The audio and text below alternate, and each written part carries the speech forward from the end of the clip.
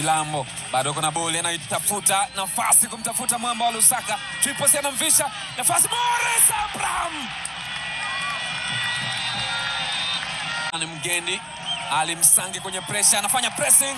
Keleso Mahawa, Keleso anaingia ndani vizuri kabisa. Keleso alitoa nje, anaiondosha katika mstari, mpira hujaondoka ule.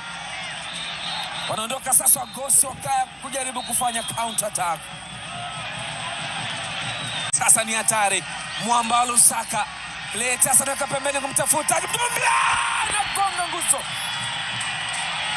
imegonga mtambao hapa. Ibrahim Dumbia, Mahawa anakea Anse Ura, nafasi nyingine tena, acheza mlinzi yule, good blocking.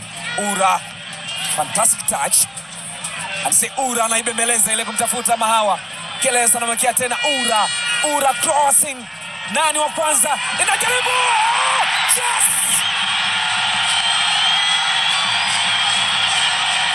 Wameisubiri sana Simba.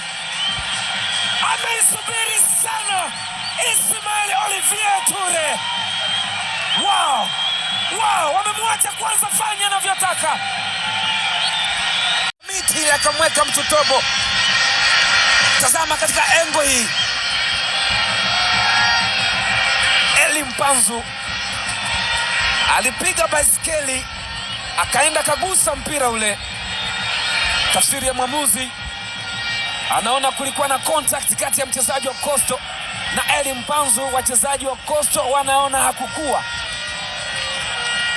na mgusano ambao ungesababisha mkwaju wa penalty. Kia sasa Nathaniel Chilambo, inatengenezwa mpango ule.